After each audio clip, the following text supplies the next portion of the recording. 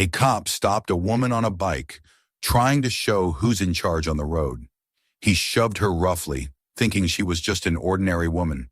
But seconds later, he realized what a huge mistake he'd made. It was Ronda Rousey.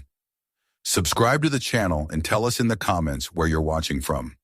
The desert stretched endlessly under the falling sun, a vast landscape of pale sand and rust-colored stone glowing in the late light. Heat shimmered above the asphalt, twisting the horizon into liquid gold. A single line of roads sliced through it all, straight, endless, and quiet. The kind of quiet that only comes when you are miles away from anything human. The air tasted of dust and iron, and the wind whispered like a voice remembering old stories. Somewhere in that silence, a low sound began to rise. It started as a hum, then grew into the steady growl of a motorcycle engine. The Ducati Diavel appeared at the crest of a hill, its matte black body glinting faintly under the last rays of sunlight. The rider leaned forward slightly, her silhouette cutting clean against the red sky. Ronda Rousey rode like someone who didn't need to prove anything. Her back was straight, her hands steady on the grips, the bike moving as one with her.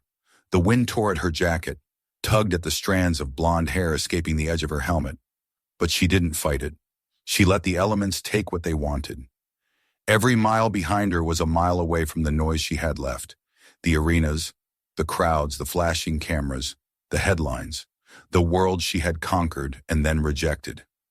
Now there was only the hum of the engine, the smell of hot tar beneath the tires, and the sun slowly dipping into the sand. For the first time in years, she wasn't anyone's story. Not a fighter, not a celebrity, not a scandal. Just a woman and a road. The isolation didn't bother her. It soothed her, filled the gaps where fame had once shouted. She had been fighting since she was old enough to throw a punch. In cages, in press conferences, in her own head. Now she wanted silence, not applause. Each rotation of the wheels was a small victory of peace. She didn't race the horizon. She matched its pace, breathing in rhythm with the engine. Every few miles, old billboards appeared, sun-bleached, half-eaten by rust. They advertised diners that no longer existed, motels long swallowed by sand, lives that had drifted away. She passed them without slowing, the fading words flashing by her visor like forgotten prayers. When she finally lifted her eyes to the far hills, she felt the familiar ache in her chest. Not pain, not sadness, but something deeper, a memory of battles fought too long. Somewhere out there, behind the desert and the years, she had left her name. Out here, she didn't need it. A gust of wind pressed against her body, strong enough to push the bike half a foot toward the shoulder. She adjusted without thinking. The reflexes never left. The body remembered even when the mind wanted to forget. She reached down and touched the gas tank, her fingers brushing over a small, uneven scratch shaped like the letter R. It had happened a year ago, the night she crashed on a rain-slick road outside Tucson. The scar on her hand was still faintly visible under her glove. She smiled beneath the helmet. That letter wasn't just her name. It was a reminder. She had survived worse than asphalt and gravity. The light began to fade, the desert bleeding into purple. The world shifted from color to shadow, and soon the only glow came from her headlight slicing through the dark. She slowed a little, letting the rhythm of the bike fall into a steady purr. Somewhere to her left, a coyote called, a thin, lonely sound that echoed across the flat. Ronda tilted her head slightly, listening. The sound belonged here. She didn't, but for now she was borrowing the silence. She thought of the people who had told her she couldn't walk away. Sponsors, reporters, men who thought her worth was tied to how many times she bled on camera. "You'll come back," they'd said. "You always come back." Maybe they were right about most people, but not about her. She hadn't left because she was defeated. She left because she'd won everything and found nothing waiting for her at the top. The world had wanted her to keep fighting so they wouldn't have to face their own quiet. But Ronda wanted the quiet, needed it. As she crested another hill, she saw it, a faint light in the distance, small and flickering, like a dying star. A gas station, maybe 20 miles ahead, sitting on the edge of the desert. The old kind with buzzing neon signs and a single store built from peeling wood.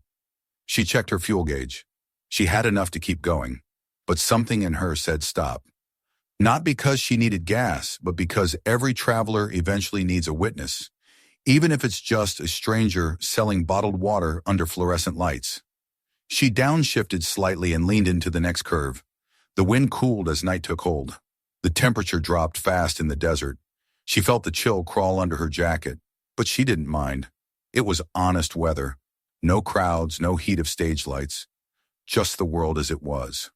Her mind wandered as the road stretched forward, and she thought about what freedom meant now. It wasn't rebellion. It wasn't running away. It was balance. Knowing she could stop if she wanted to, but choosing to keep moving. The road ahead shimmered faintly under the moonlight. Freedom Highway, a broken sign would later call it, faded white letters on rusted green metal. She smiled when she saw it. Freedom Highway. Whoever had named it must have known what she felt now, that freedom wasn't a place or a promise, but motion itself, the act of continuing. The Ducati's engine rumbled beneath her, steady and loyal, a heartbeat of steel and fuel. She tightened her grip slightly and breathed out. The road curved again, revealing the station more clearly now. The flicker of the neon sign, the dusty pickup parked beside the pumps, the faint outline of a man smoking near the door. Civilization in miniature. As she approached, she eased off the throttle and coasted toward the light. The tires crackled softly over gravel. The smell of gasoline mixed with desert air, sharp and familiar. The building was old. Cracked walls, one buzzing lamp over the entrance. The words Tucker's Gas Food half missing on the sign above. Through the window she saw a flicker of movement. A figure inside bent behind a counter. Outside, 3 bikes were parked side by side, their chrome dull with dust. Near them stood a group of men talking, laughing loudly, their voices thick with beer and boredom. Ronda parked near the edge of the lot, far from the others. The engine ticked as it cooled, the sound fading into the hum of night. She swung her leg over the seat, straightened, and pulled off her helmet. Her blonde hair fell loose against her jacket. The air smelled faintly of oil and stale tobacco. She set the helmet on the seat and glanced toward the men.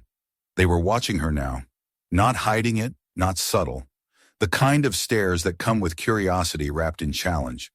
She met their eyes for a moment, unreadable, then turned toward the store. The old bell above the door jingled weakly as she entered. Inside, the light was harsh and yellow. The air was heavy with the scent of motor oil and coffee that had been sitting too long. A thin man behind the counter looked up, his face wrinkled, his expression kind but cautious. She gave a brief nod. "Pump 3, she said quietly. He nodded back without question, moving slowly, his steps dragging against the cracked linoleum. Behind her, the sound of muffled laughter drifted in from outside. The men hadn't lost interest. She ignored it. She took a bottle of water from the cooler, twisted the cap, and drank. The coolness slid down her throat, washing away the dryness of the road. The silence inside was almost peaceful, save for the flickering hum of the ceiling light. For a moment, she allowed herself to breathe, to feel that simple calm of being nobody. Just another traveler, another name that didn't matter. But peace in this world was fragile, and in places like this, too much silence always came before noise. Outside, one of the bikes revved. The laughter turned sharper, louder. The old man behind the counter glanced at her, uneasy. She set the bottle down and met his eyes briefly. He didn't need to say it. She already knew. Some men can't stand peace. They need to break it, just to remind themselves they exist. She paid, slid the change into her pocket, and walked back out into the cool night. The neon light buzzed overhead, casting long shadows across the gravel. Her bike waited by the pump, silent and patient. The men had stopped talking now. One of them, tall with a torn leather vest, and the kind of grin that hides weakness, took a step forward. His boots crunched in the dust. The others spread slightly, watching.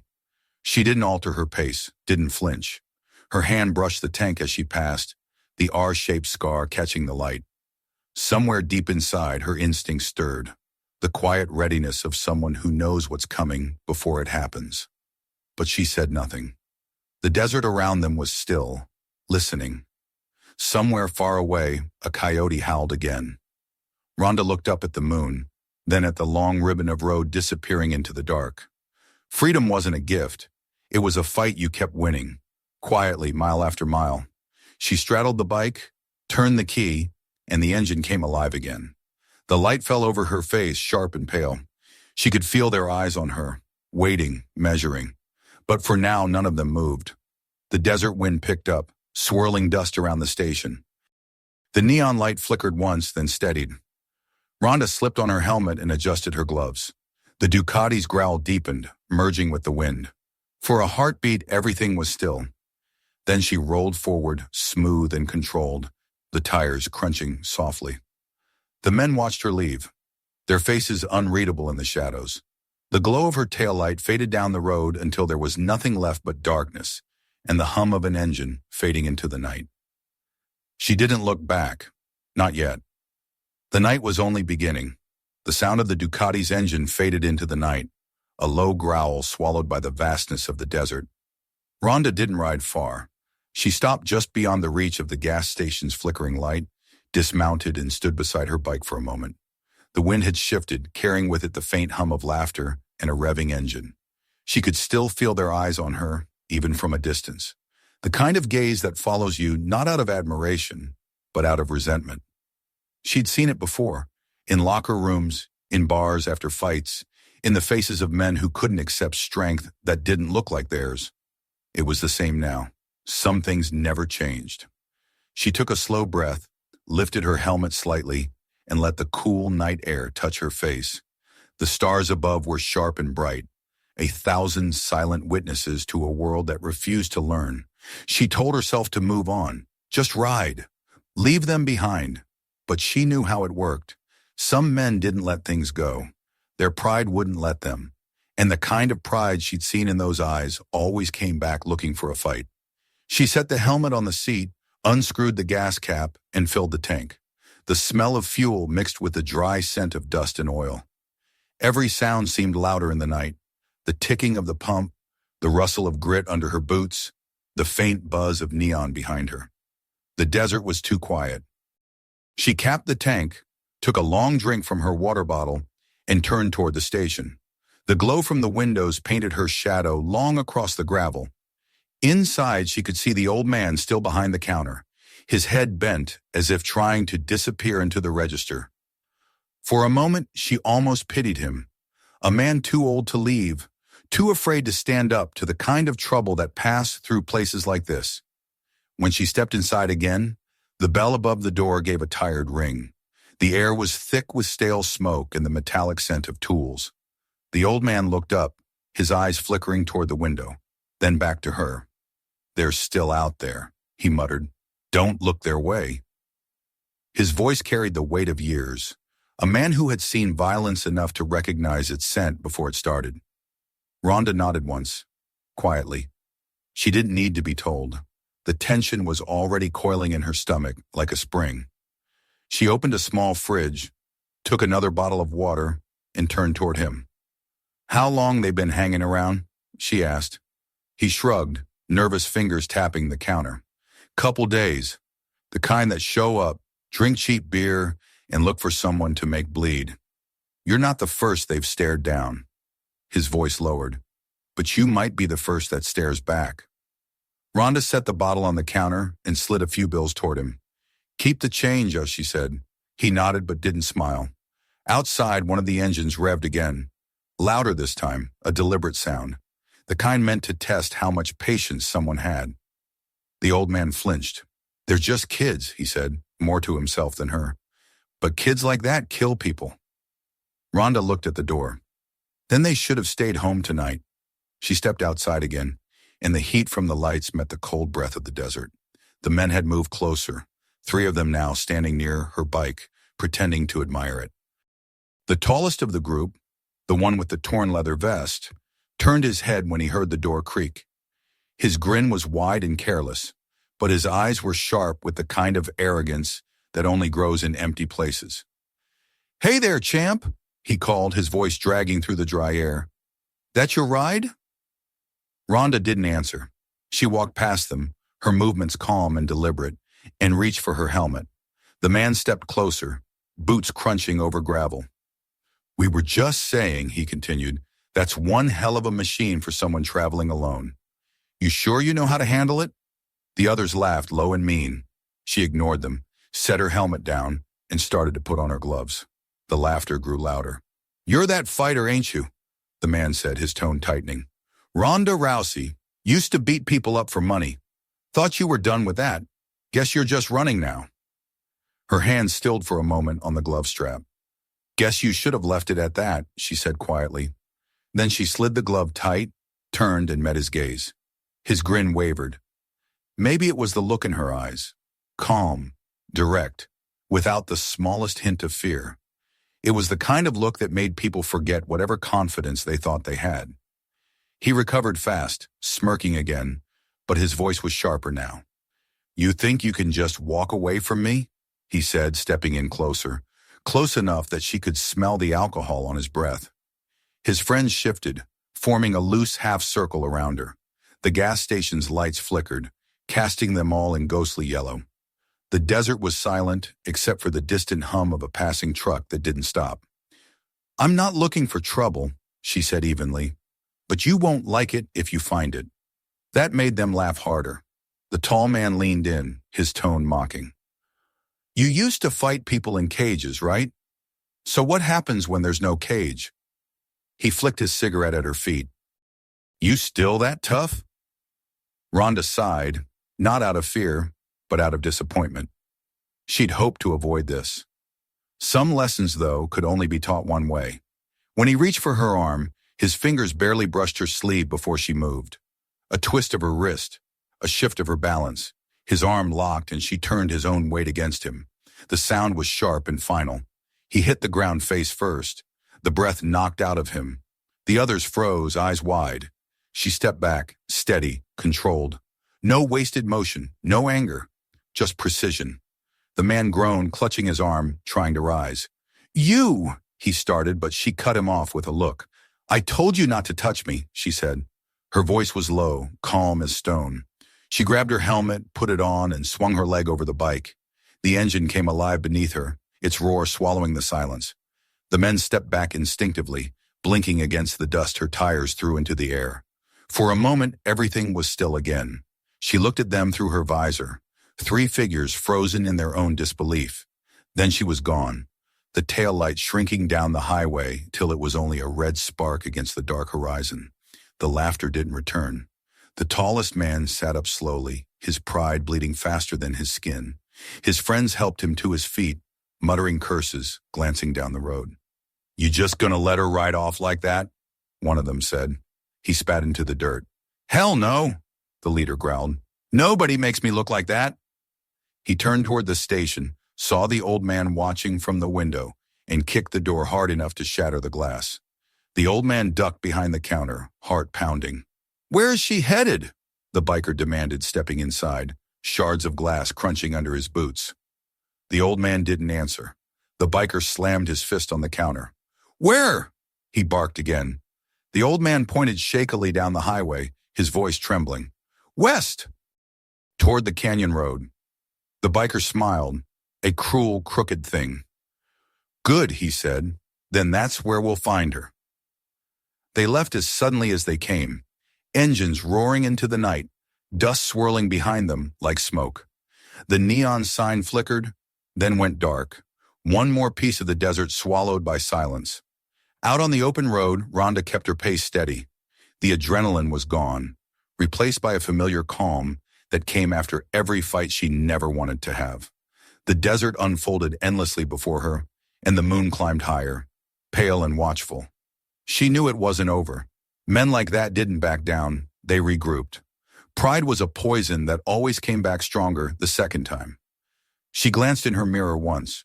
For now, the road behind her was empty, but she could feel it, the storm building in the distance, a weight in the air that hadn't yet broken. She opened the throttle just a little more, letting the wind wash through the noise in her mind. Every fight in her life had started the same way, someone mistaking her silence for weakness. The road curved ahead, bending into darkness. Somewhere beyond the hills, thunder rolled. Or maybe it was just engines, far away, waiting. She didn't look back again. Not yet. The desert didn't forgive, and neither did men with bruised pride. But she was ready, always ready, the kind of ready that comes from surviving every battle life had to offer. And as the first whisper of headlights flickered faintly in her mirrors, Ronda Rousey tightened her grip on the handlebars and rode into the night, the horizon opening before her like a dare. The night had swallowed the last trace of the gas station. Behind her, the desert stretched in silence, vast and indifferent. The only sound was the steady hum of the Ducati as Ronda cut through the darkness. The moon hung low, pale and swollen, washing the world in silver. The road was a narrow ribbon winding between jagged rocks and shadowed gullies. Every few miles a road sign would flash by, bullet-ridden, faded, forgotten. Out here, time had no meaning. The asphalt seemed endless, like it had no destination, only continuation. For a moment, Ronda let herself believe the men from the station had given up, that they'd curse, drink more, and forget her by morning. But deep down, she knew better. Pride doesn't dissolve in whiskey. It festers. She kept one eye on the mirrors. At first, there was nothing, only the ghostly reflection of the moon. Then after a while, a faint light appeared, a single headlamp in the distance. She told herself it could be anyone, a traveler, a truck, maybe a late-shift worker heading home. But as the minutes passed, another light joined the first, then another. The road behind her glowed faintly with approaching engines. Her jaw tightened. She didn't speed up, not yet. She'd been hunted before, though never like this. This wasn't the organized rhythm of the cage or the ring, where there were rules and referees and an end bell. This was chaos brewing on a black road. The air grew cooler, sharper. Wind clawed at her jacket as she shifted gears. The Ducati responded like a living thing, the engine's low growl swelling into a deeper roar. The headlights behind her grew brighter, closer, weaving like wolves circling prey. Ronda's fingers flexed against the handlebars, muscles coiling with the old instinct. Focus, assess, adapt. The same instinct that had kept her alive through countless fights. She took a long breath and exhaled through her nose, steadying her heartbeat. Fear was just fuel. You learned to burn it slow. They were close enough now for her to make out their shapes. 3 bikes riding tight together, their engines echoing across the canyon walls. Their headlights cut through the night like blades, closing the gap. She could see the gleam of metal, the silhouette of a man standing slightly on his pegs. One hand lifted in challenge. They'd followed her for miles. Maybe they thought she'd panic, speed up, crash on the turns. They didn't know who they were following. The road dipped suddenly, twisting along the edge of a shallow ravine. She leaned into the curve, feeling the bike respond as if it could sense her intent. The air whipped against her face, the smell of sage and dust filling her lungs. The men followed, closing in, their laughter faint but sharp. One of them revved loudly beside her, the sound taunting and arrogant. She ignored it, eyes fixed ahead. Another pulled up close on her other side, so close she could see the tattoo on his neck, a coiled snake. He shouted something she didn't catch, his voice ripped apart by the wind. He grinned and reached out, his fingers brushing at her handlebar. In one smooth motion she braked, just enough to throw his timing off. His bike lurched forward alone, cutting across her front wheel. She twisted the throttle and kicked back into motion, bumping his rear tire just enough to send him wobbling. He shouted, overcorrected, and his bike veered into the dirt shoulder, flipping in a spray of sand and sparks. She didn't look back. The sound of the crash followed her like thunder, short and final. The other 2 stayed behind for a few seconds, then accelerated again, rage replacing thrill. Ronda steadied her breathing, eyes narrowing. The canyon walls around her rose higher now, the road tightening into sharp turns. She knew this stretch. She'd ridden it before on her way west, where the highway bent toward the river and crossed a long, narrow bridge. It was dangerous, especially at night. Maybe that's why her mind felt clearer now. She always thought best when the odds turned. Another bike drew up behind her, close enough that its headlight poured over her shoulders, blinding her in reflections. She swerved slightly, letting him think he was forcing her off balance. When he moved in for another pass, she suddenly cut across his front tire. Metal kissed metal. The sound was ugly, scraping. He pulled back hard to avoid the collision, but it was too late. His bike fishtailed, throwing sparks. She heard him curse, the voice fading as his wheels slid sideways into the gravel. For a moment, she caught sight of him tumbling, his headlights spinning like a dying comet before going dark. Now there was one left, the last of them. She knew who he was even before she saw his face, the tall one from the station, the one with the torn vest and the sneer that hid something brittle. He'd been the leader, and he wouldn't stop until he made her pay for humiliating him. Pride was louder than reason. His engine howled behind her, closing in again, brighter and angrier. She could almost feel the heat of it on her back. "Come on, then," she whispered to herself. "Let's finish it." The bridge appeared suddenly, rising out of the darkness like a ghost. Long, narrow, no railings, just cracked concrete stretching across the black throat of the canyon. Wind screamed through the ravine below, the sound like distant applause from something ancient and unseen. Ronda slowed, not enough to stop, but enough to make him think she was scared. He took the bait. His bike roared forward, pulling alongside her, his face twisted in a grin lit by the glow of the headlamp. The roar of their engines merged, shaking the bridge beneath them. He shouted something, a curse, maybe her name, but the words were lost to the wind. He tried to ram her, leaning into her lane. She matched the motion, pressing back with the weight of her bike. Tires screamed against concrete. For a heartbeat, they were inches apart, two machines locked in a furious balance, both refusing to yield. The bridge trembled under them. Ronda could see the white of his knuckles on the handlebars, the flash of fear behind the arrogance. He didn't realize he'd already lost. She waited for the exact moment his front wheel edged too close to hers. Then she braked, a quick, surgical motion. His momentum carried him forward just as she shifted her weight to the side. The move was clean, perfect. His bike jerked, hit the cracked edge of the bridge, and the rear tire lifted. The sound that followed was half scream, half mechanical shriek as the motorcycle flipped into the void. A heartbeat later, silence. Only the echo of the fall remained, swallowed by the canyon. Ronda rolled to a stop halfway across the bridge. Her pulse was steady, her breath even. She looked down into the darkness below but saw nothing. Just the glint of moonlight on the stone far beneath. There was no satisfaction in it, no triumph, only quiet. She pulled off her helmet, letting the wind sweep through her hair. The desert stretched endlessly around her, vast and still. The smell of gasoline lingered faintly in the air, mixed with dust and something metallic. She looked at the horizon where the road continued, disappearing into the night. The fight was over, but the world wouldn't know that. People never did. They'd only see a headline or a story, stripped of what mattered, that she hadn't wanted this, hadn't started it. That sometimes survival looks like violence when seen from the outside. She stayed there for a long minute, the engine idling softly beside her. Her reflection shimmered faintly in the chrome, and for a moment she saw the woman she used to be, the fighter, the name everyone cheered for. She didn't miss her.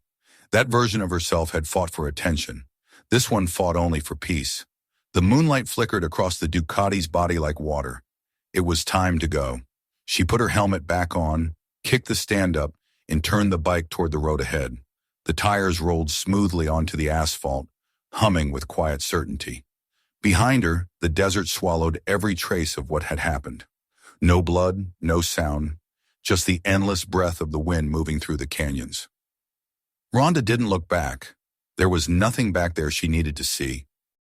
The bridge vanished behind her as she rode toward the faint light of dawn, beginning to edge across the sky. The night was thinning, the stars fading one by one. The wind had changed direction, carrying the scent of sage and the promise of distance. The chase was over, but she knew what would come next. The noise, the stories, the voices trying to make sense of what couldn't be explained. But for now there was only the road, the bike, and the desert stretching forever. Somewhere in the distance a hawk cried, circling in the first light of morning. Ronda opened the throttle, and the sound of the engine rose like thunder under a waking sky. The first light of dawn had not yet broken when the desert finally grew quiet again. The horizon was still cloaked in darkness, but a faint silver glow lingered above the far ridges where the night began to surrender to morning.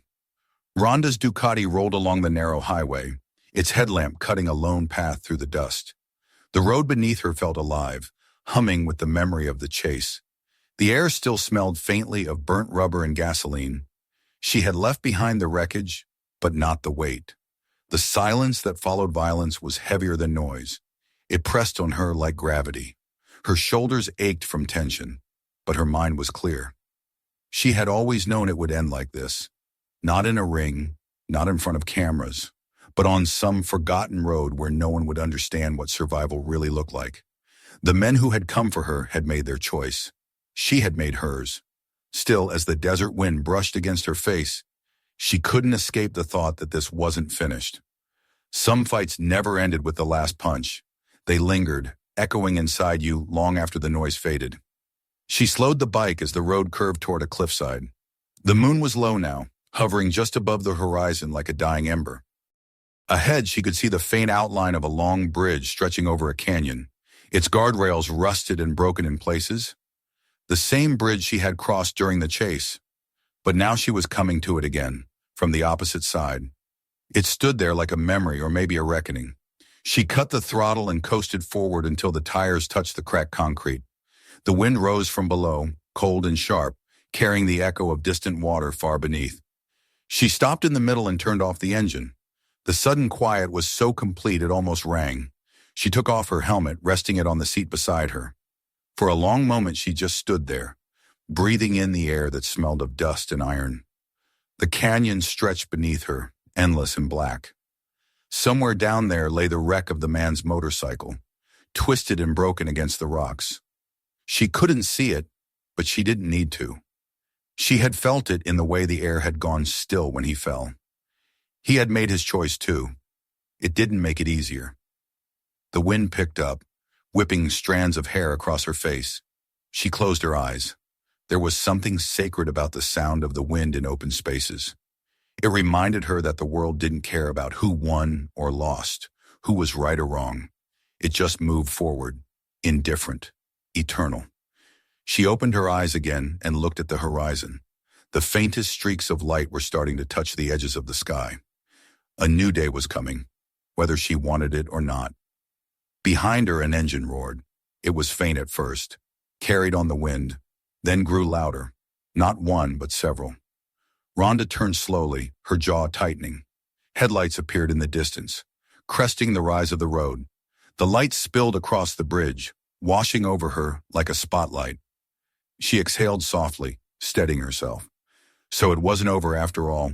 Pride was a stubborn disease. She counted 5 sets of lights. The rest of them had come back. The first of the bikes reached the edge of the bridge and slowed. The others spread out behind him. Their engines growled low, like animals testing their prey.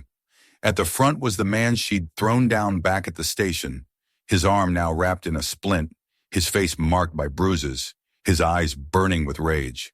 He stopped a few yards from her, swinging one leg off his bike. The others followed, spreading out like a pack. The sound of their boots on the concrete echoed in the open air. The leader smirked, his teeth flashing in the glow of the headlights. "End of the road, sweetheart," he said, his voice rough. "You had your fun. Now it's time to pay for it." Ronda didn't move. Her hands rested lightly at her sides, the wind pulling at her jacket. "You should have stayed gone," she said quietly. He laughed, a sound without humor. "You think you scare me? You got lucky last time. This time, we finish it."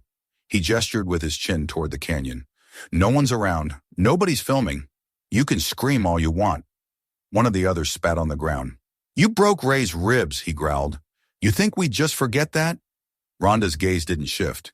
"You don't get to decide when it ends," she said. Her voice was calm, almost gentle.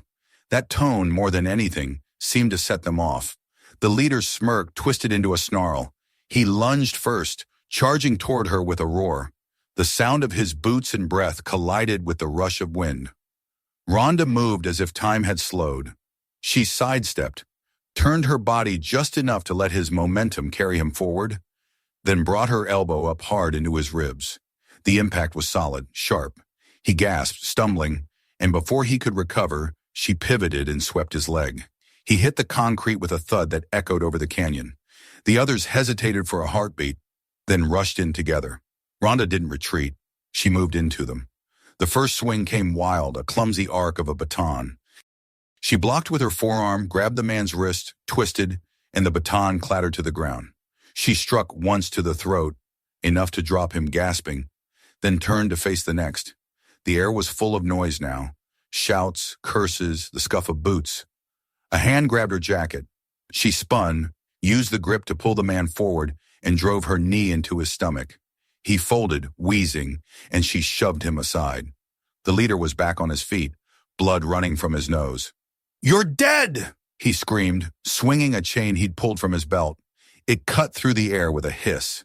She ducked, feeling it graze her shoulder, then caught it on the next swing. A sharp pull, a turn of her wrist, and the chain was hers. She snapped it tight, yanking him forward. He stumbled again, this time straight into her fist. He went down hard, the chain slipping from her hand. For a moment, there was nothing but the sound of wind and breathing. The others circled, uncertain now, watching her. She looked back at them, her chest rising and falling, her eyes steady. "Go home," she said. None of them moved. The leader groaned, trying to get up again, and that seemed to break the spell. One of the men screamed and charged, swinging a pipe.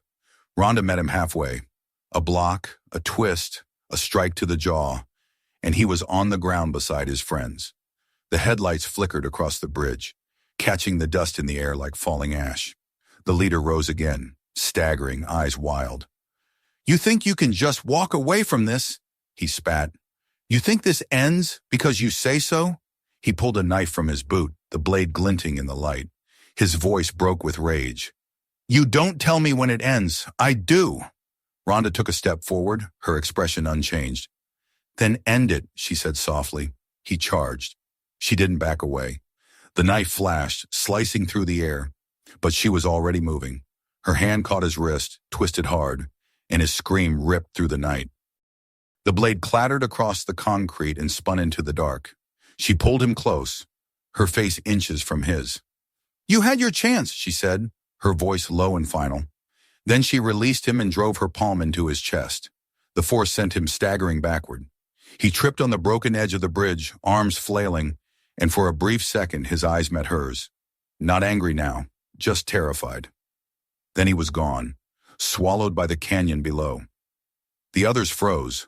One of them whispered her name, the sound almost reverent. Another stepped back, shaking his head. The fight had gone out of them completely. They scrambled to lift the injured, dragging them toward their bikes. Engines coughed and roared, the sound jittery with panic. Within moments, the bridge was empty again, save for the lingering dust and the echo of retreating engines. The wind filled the silence that followed, a long, hollow sound like breath through a flute. Ronda stood still, her pulse finally slowing. She looked down at her hands, the skin scraped, knuckles bleeding slightly. It wasn't victory, it never was. It was survival, brutal, simple, and lonely. She turned back to her bike, her steps slow, deliberate. She lifted it upright, brushed the dust from the chrome, and straddled the seat. For a moment she just sat there, her eyes on the horizon where dawn was beginning to bloom in soft orange and gold. The sun broke over the ridges, flooding the canyon with light. The world looked new again, untouched by what had just happened. The wind that came through the bridge now was warm, gentle, almost forgiving. Ronda started the engine. The sound was low, steady, alive. She glanced once more at the edge of the bridge, at the place where he had fallen, then back to the open road ahead. Whatever lesson had been taught tonight, it would travel farther than she ever could. She shifted into gear and rolled forward, the Ducati's shadow stretching long behind her as the sun rose. The desert opened before her once more, vast and endless, waiting to be crossed. The dawn spread slowly across the horizon, a pale ribbon of gold unfurling over the desert. The air had changed with the light. It was softer now, less violent. The wind that had howled through the night was calm, carrying only the faint scent of dust and dry sage. Ronda's Ducati glided along the empty highway, its engine a steady heartbeat against the vast silence. Behind her, the bridge and the canyon were already fading into memory. She didn't look back. There was no need. What was left there belonged to the night, and the night was over. Her body ached from the fight, small reminders of impact, a bruise on her shoulder, a cut on her lip. But they didn't matter. She had felt worse. What weighed heavier was the quiet. After a storm, the world always seemed too still, too fragile, as if it were holding its breath. She knew that feeling well. It was the same silence that followed every fight, every victory, every loss. When the crowd's roar died, when the adrenaline drained away, all that remained was the sound of your own breathing and the question that never left. What now? The desert stretched endlessly around her, glowing under the rising sun. It wasn't a cruel place anymore. In the morning light, it looked almost kind. A landscape washed clean of darkness, colors returning to life. The road shimmered ahead, twisting gently between low hills and distant plateaus. A few crows perched on a wire above her, their wings catching the gold. Somewhere far off, the call of a hawk echoed through the still air.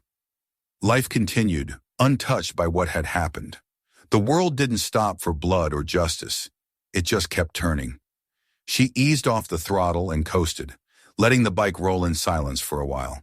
The hum of the engine faded until she could hear only the whisper of wind.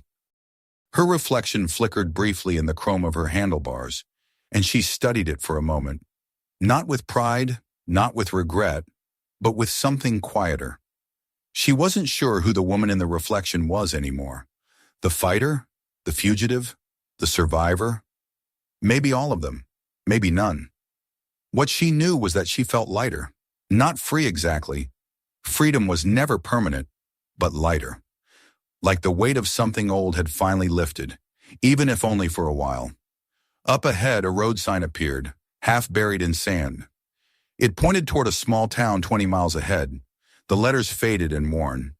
She hadn't planned to stop anywhere, but the thought of coffee, real coffee, not the burnt sludge of gas stations, was enough to make her smile beneath her helmet.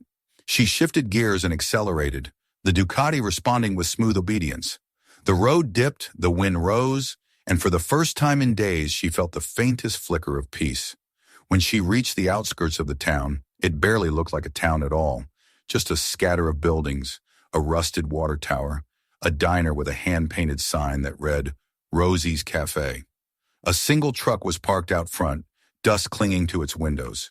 She pulled in beside it, cut the engine, and swung off the bike. The sudden quiet after the engine stopped felt strange, like stepping into a world that didn't know her name. The smell of bacon and coffee drifted through the open door. Inside, she could hear the faint clatter of dishes, the low hum of a radio playing an old country song. She took a breath, ran a hand through her hair, and walked in. The diner was small, with red vinyl booths and a counter lined with chrome stools. Behind the counter stood a woman in her 50s, her hair tied back with a bandana, her eyes sharp but kind. She looked up as Ronda entered, her expression curious but not suspicious. Travelers were rare here, but not strangers. "Morning," she said. "You look like you've been on the road a while." Ronda gave a faint smile. "You could say that." The woman nodded toward the coffee pot. "Grab a seat anywhere. You take it black or sweet?" "Black's fine," Ronda said, sliding into a booth near the window. She could see the Ducati parked outside, the sunlight glinting off the tank. The waitress poured the coffee and brought it over, along with a small plate of toast she hadn't ordered. "On the house," the woman said. "You look like you could use it." Ronda nodded her thanks. The first sip was almost startling. Bitter, real, alive. She stared out the window as she drank, watching the road disappear into the horizon. The waitress turned up the radio slightly, and the voice of a news anchor crackled through the static. Still no official statement from authorities, but eyewitness videos circulating online appear to show a group of armed bikers confronting an unidentified woman somewhere off Highway 17 last night. The footage, which has since gone viral, depicts the woman defending herself with what can only be described as professional precision. Ronda set her cup down slowly. The waitress caught her expression and frowned. "You all right, honey?" "Yeah," Ronda said softly, though her voice carried a tired edge. "Just noise." The anchor kept talking. Authorities have not confirmed the woman's identity, but witnesses describe her as tall, athletic, and riding a black Ducati. Some online users are already calling her the Desert Fighter. Law enforcement says the investigation is ongoing. The waitress shook her head. "World's crazy," she said. "Can't even drive through the desert without ending up on someone's phone." "Guess that's the world now," Rhonda murmured. She finished her coffee, left a few bills on the table, and stood. The waitress smiled faintly. "Safe travels, sweetheart," she said. "Wherever you're headed." "Wherever the road goes," Rhonda replied and stepped back into the sunlight. Outside, the day had grown warmer. The Ducati gleamed under the blue sky, a living shadow waiting for her. She swung her leg over the seat, adjusted her gloves, and started the engine. The roar filled the stillness for a moment, echoing off the buildings, then settled into its familiar rhythm. She took one last look at the town, the diner, the quiet street, the people who would forget her name by afternoon, and then turned back toward the open desert. As she rode, the voice from the radio echoed faintly in her memory, though she tried to push it away. It didn't matter what they said. They would turn it into a story, something to feed their appetite for spectacle. They always did. They wouldn't talk about what led to it or how she'd tried to avoid it. They wouldn't understand that survival isn't about glory. It's about endurance, about refusing to break no matter how many times the world tries to make you fall. The road stretched before her, endless and bright. The sun was high now, the air warm against her skin. The desert shimmered alive again, and she let herself breathe it in. A few miles later, she saw two figures walking along the shoulder of the highway, two elderly women carrying grocery bags, their clothes dusty from the long walk. Without thinking, she slowed and pulled over beside them. One of the women looked startled until Rhonda lifted her visor, revealing her face. "You ladies need a lift into town?" she asked. They exchanged glances, then nodded with gratitude. "You're an angel," one of them said, her voice trembling with exhaustion. "We didn't think anyone would stop out here." Rhonda smiled, helping them onto the back, careful and steady. "Hold tight," she said. The bike wasn't meant for three, but she adjusted, balancing the weight as they began to move. The wind caught their laughter, small, uncertain at first, then full. Rhonda felt something loosen inside her, a warmth she hadn't known she'd missed. When they reached the town, she dropped them off near a bus stop. They thanked her again, pressing her hands as if she were some miracle. "You're kind," one of them said. "You don't see that much anymore." Rhonda watched them go, their figures shrinking against the sunlit street. For a moment she sat there, listening to the sound of distant voices, the faint hum of life returning to ordinary rhythm. She thought of the night, of the bridge, of the men who had tried to take her freedom, and of how little any of it mattered now. The desert was still, the wind was still kind. She put her helmet back on, the visor reflecting the golden light, and turned toward the open road again. The engine roared beneath her, a sound not of defiance but of continuation. As she rode away, the sun climbed higher, filling the world with heat and brilliance. The storm was over. The silence that followed was no longer heavy. It was peaceful. For the first time in a long while, Ronda Rousey smiled behind the visor, and the road ahead shimmered like a promise waiting to be kept.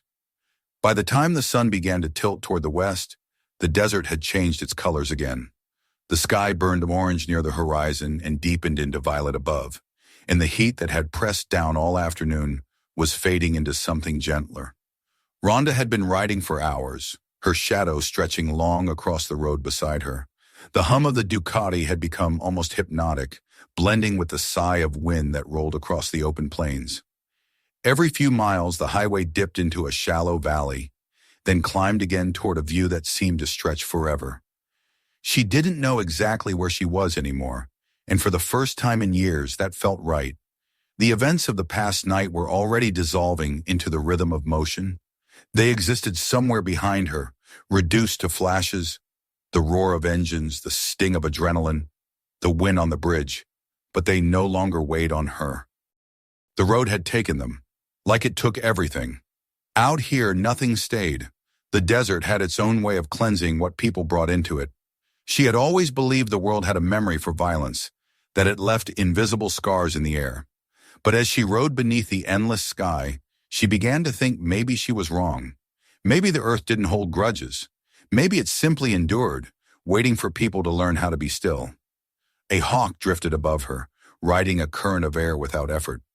She tilted her head slightly, watching it through the top of her visor.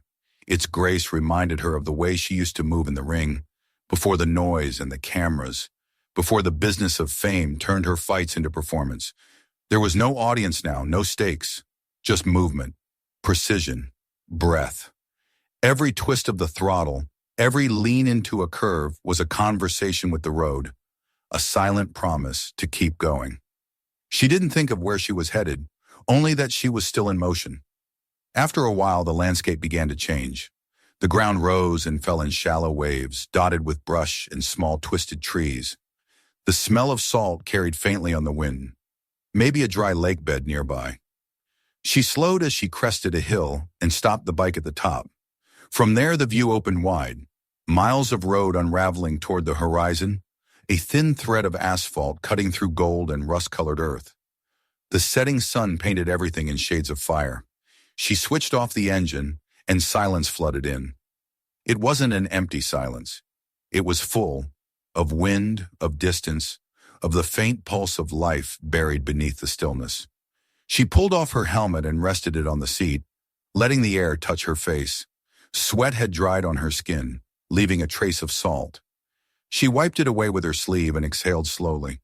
The quiet felt like a friend now, not an absence, but a presence. For years, her life had been noise. Crowds, shouts, cameras, interviews, questions, judgments. Even her own heartbeat had been too loud, always synced to the rhythm of combat. Now the only rhythm was the one she chose. The heart of the road, the whisper of wind through the brush, the steady beat of her breathing. She reached into her jacket pocket and pulled out a small object, a rusted pendant shaped like a horseshoe. It had hung once in her first car, long before she could afford luxury, back when she drove herself to small matches and slept in cheap motels. She had kept it with her all these years, though she couldn't say why.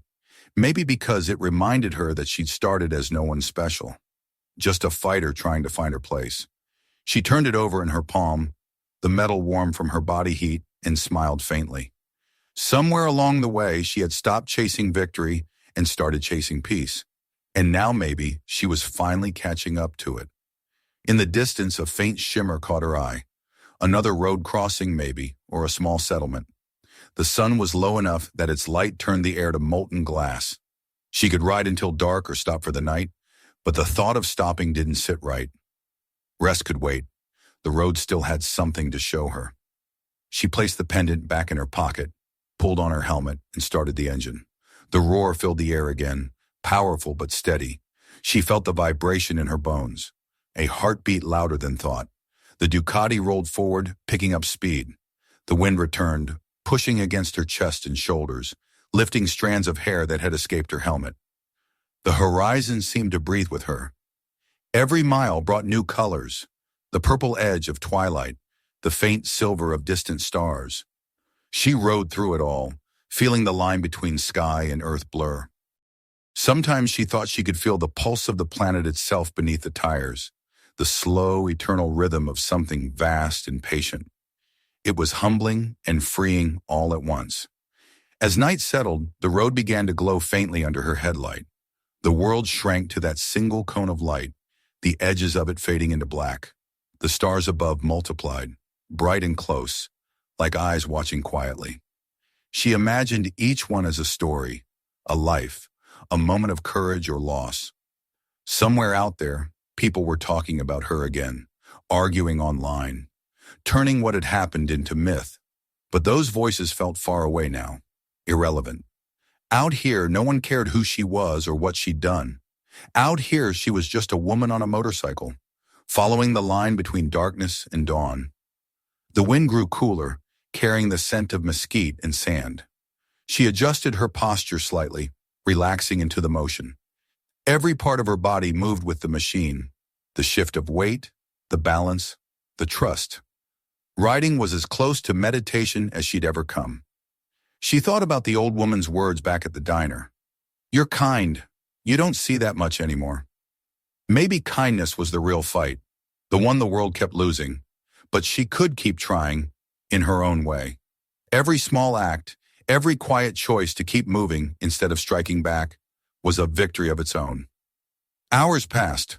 The moon climbed high and pale, the road silver under its glow. She didn't know how long she'd been riding when she finally slowed near another overlook, a small plateau where the desert dropped away into a wide valley below. She stopped the bike and killed the engine. The silence rushed back, vast and endless. The air was cool now, brushing against her face. She dismounted and walked a few steps toward the edge, looking out over the sleeping land. It felt like standing on the edge of time. Down in the valley, a thin river shimmered in the moonlight, winding like a silver thread through the darkness. She sat down on a rock, her gloves still on, and looked at the stars. The night was immense and alive. Somewhere far to the east, lightning flickered behind distant clouds, silent and unreachable. She thought about all the places she had yet to see, forests, cities, coastlines, and how the road would take her there, 1 mile at a time. She thought about the people she'd met, the strangers whose faces flickered through her memory like passing headlights. Every one of them had left something behind in her, some trace of humanity that softened the edges of solitude. The wind shifted again, warmer now, carrying the faint sound of coyotes in the distance. She closed her eyes and listened. This was the kind of silence she had fought for, not the silence of emptiness, but of peace, the kind that existed beyond fear, beyond violence, the kind that felt like truth. When she opened her eyes, the moon was higher, the road gleaming faintly behind her. It seemed to be waiting. She stood, dusted off her hands, and walked back to the Ducati. The metal was cool beneath her fingers. She smiled, a small, private thing that no one would see. She started the engine one last time that night, the sound rolling softly across the valley. As she pulled back onto the highway, the beam of her headlight stretched far ahead, catching the first thin curve of the next hill. The stars above followed her like old companions. She felt no need to rush now. The road wasn't something to conquer. It was something to live with, to respect, to follow, to trust. As the bike carried her forward, the desert fell away behind, swallowed by night. Ahead of her, the horizon waited, not an end, but a beginning. Rhonda's voice came softly under her breath, carried away by the wind. Freedom isn't given. You earn it every mile. She smiled again, the kind of smile that came from knowing she was exactly where she was meant to be. And as the highway stretched on beneath the stars, her silhouette became one with the motion, a lone rider against the vastness of the world, disappearing into the horizon, the road continuing forever. If this story kept you watching till the end, don't stop here. Hit that subscribe button so you don't miss what's coming next. Even darker, deeper, and more real. Watch the next video right now and share this one with someone who needs to see what freedom really means.